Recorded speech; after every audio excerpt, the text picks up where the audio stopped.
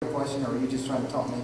I'm talking. All right. I was going to say the youth groups do that. Like tonight at Emmanuel, we'll have all of the youth groups from home and here for a see you at the pole rally. We don't do it often, but occasionally we all try to get together. And Terry's been very supportive of that. Yeah, and also Jenny has been in touch with the children's director at E-Free, and she was trying to combine our Harvest Festival with theirs. I don't think it quite worked out the way we wanted it to, but they're not going to have one. They're just inviting our kids, and our leaders are going to lead it, from what I understand. But we do try to work together with other churches on certain events. I'm not saying that to knock E-Free, by the way. There's some great people over there. That's just the way it worked out. But I want to go back to the prayer thing. One other thing I want to say about that. Andy and Eric and I have talked about. We've been looking at preaching schedule through. Actually, we've been looking a year ahead almost and saying what should be our emphases over the next year. And the two things we want to focus on, and we don't know exactly how we're going to do that, but two things we're going to see. One is going to be an emphasis on prayer. That's just going to happen. We'll know exactly how many weeks a series that will be. And in doing that, we're going to provide practical things like Barbara's talking about to go along with that. So we're not just going to be talking about prayer. We're going to combine that with ways that people can actually pray. So that's going to happen. The other thing is evangelism. And we're going to do the same thing there as we talk through evangelism and what that means, what the Bible tells us. We're going to have training sessions and other opportunities for people to actually be involved in evangelism. So it's not just talking, it's actually doing. So we're going to be combining those. And one other thing I'd say is, Barbara spoke, I was sitting here thinking, this goes back to team leadership. That's a great example of what I'm talking about. When somebody has a passion for something, and you work with them and equip them, give them the, I don't have to equip Barbara, she already knows how to pray, but have a lot of great ideas. But just to empower and encourage her to accomplish these things. I mean, that's what I'm talking about when I look at leadership in our church. See Michelle, who has a lot of knowledge with the marriage coordinator stuff. Well, she's never done it, but she has some, she knows what to do to a certain extent. She's married. I know how marriage is seen. You know how it stinks. They say Andy knows how marriage works. He'll give her a lot of advice there. But you have people who are willing and able to do that and are willing to find the resources if they don't know and to get the job done. And that's exactly what I foresee as a key vision for our church, is working with the leaders we have and empowering them to get the job done. So, any other questions? I don't even know what time it is. Oh, sorry. Terry, team lead work is fine. There comes a time when someone has to make a decision. Mm-hmm. Are you that person? Oh, I don't think I have a problem making a decision. I think to be honest with you, one of the relaxing things for me when Mark was here was I didn't have to make those decisions anymore because, as I said, I came out of a situation that was pretty stressful. I'll make decisions. I don't have a problem with that. I do want to, I've been in the military, so I like the idea of chain of command.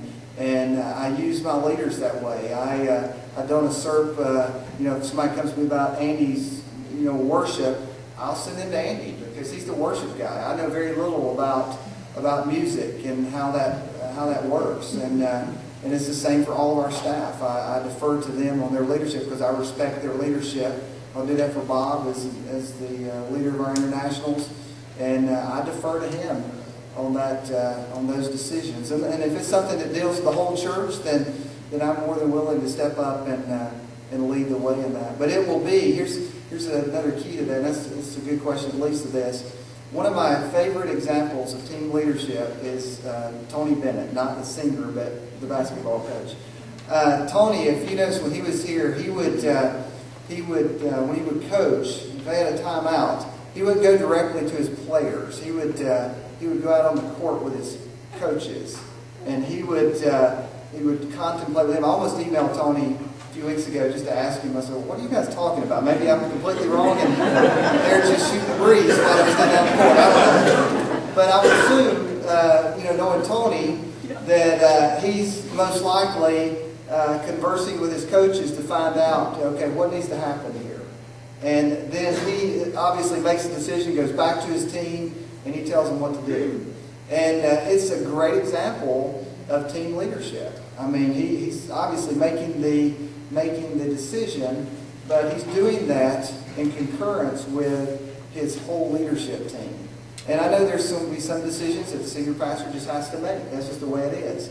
But there's many decisions I see being made in the context of team, whether it's with our staff and leadership team, and then me as a leader saying, all right, after hearing everyone and thinking and praying through this, here's the direction I think we need to go. And so that would kind of describe my style of leadership. But I'm not into making a decision just because I'm the leader and I need to make a decision. That makes absolutely no sense to me. I don't believe just making decisions just for the fact of making decisions as a leader. I think it needs to be informed leadership and informed decisions. Stacey. I have a question about, you list community as one of your examples. Are you talking about church community, or are you talking about working with our community for your vision? I think when I wrote that down, I think I had two things in mind. One was community in the sense of small groups. I still think small groups are critical, and this leads to another good question, because there are all these things I want to say. And a good question for someone maybe, well, what about your current responsibilities or responsibilities you had before transitional pastor? And one of the things I expect of our staff is to be involved in small groups. And that means me as a senior pastor will lead the way in that. I will not rehire my position simply because I want our staff. Andy and I work together a lot. Eric's busy with youth stuff, but Andy and I work together a lot on small groups. He's been helping a lot with Sunday morning groups. Bernie and Paige have been doing the small group training for us, and I've been doing a lot of the administrative part of that, making sure the groups are together, leaders, and all the information is correct. And so it's been kind of a team approach, but I want to keep it that way because I want my hands on small groups, because I think community is critical to what our church does. I hope that our goal would be that every person who sticks with our church and connects is going to be in a small group at some level, whether that's on Sunday morning, or whether that's in a home group, or whether that's in a university group that they attend through Campus Crusade. But they're involved in a small group, connected with community at some level. So that's one thing I mean by community, because I think that's critical. The second thing, of course, is ministry in general. I think ministry has to take place in context of community. And I would love to see us develop that more into our small groups where people are cared for. I see that on more occasions than probably you guys do. Andy in the choir actually contacted a lady who had an accident a couple of weeks ago, and it was kind of neat to see that I didn't even know about it. They just did it. And so I saw community taking place, ministry and service taking place, and it didn't just come from me as a senior pastor. It's happening through some of you guys, and that's awesome. It excites me when I see people like Bob and Colleen ministering to people that I don't have contact with, and that would be part of my vision, that I want to see each of us doing ministry, and it doesn't have to come through the church office to do ministry. You do ministry in your community, and I hope that we'll see more of that. So, Harmony? I was just wondering how the sermons are going to work. Are you going to continue rotating?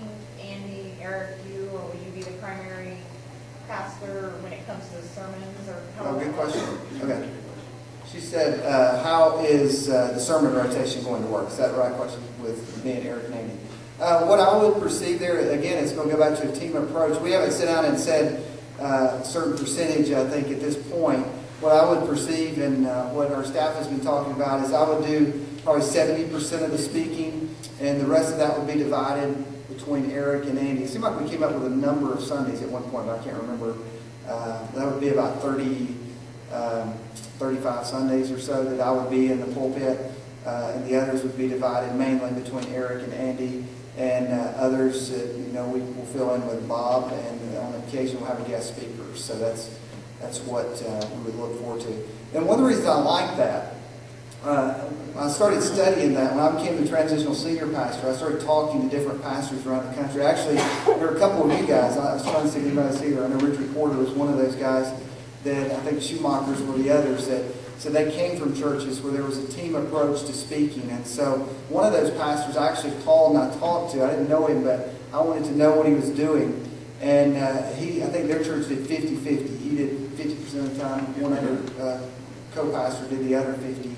And so we kind of checked around with other churches what they were doing, how it worked, was it effective. And what we found in every church, people just loved it because chances are not everyone here is going to like my style of preaching. That's just the way it is. There's 370 people.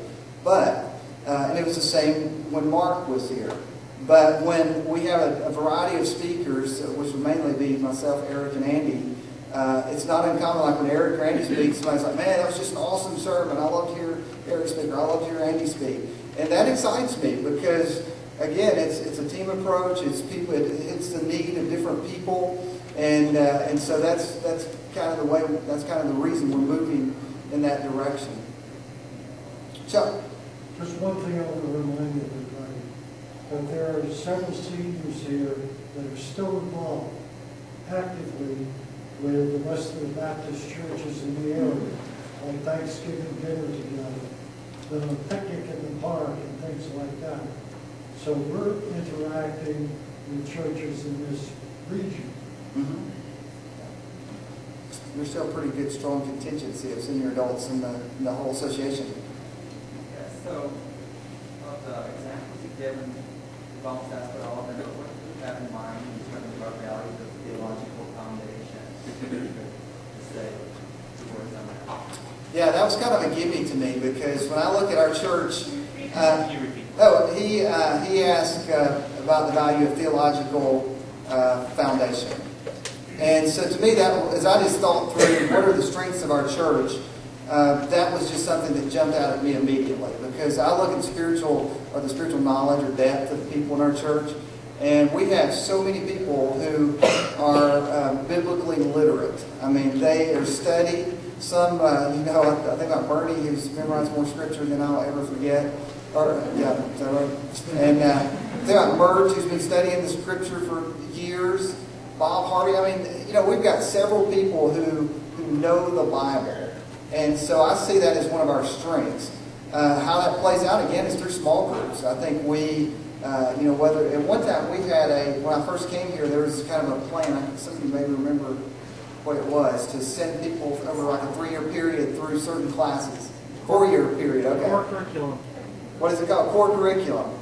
Yeah, and for 4 years is probably a little too long here because we lose a lot of people after a few years. So I'll be more than happy to relook at that and see how we can play that out, how we can re-implement some of that. But I'll be cautious because I think it's got to be pretty practical, and it's got to be simple for people to be able to go through it. It's got to be practical enough where they have the time to go through it. So, but small groups would be the key way. I just finished a study last year. I did a whole year on foundations, which was a study of 11 core beliefs. Merck goes through a different book of the Bible every semester at least. And so I think we're doing, overall, I think we're pretty strong in that area. Maybe we need to be a little more organized in the way we're doing it. Does that answer your question?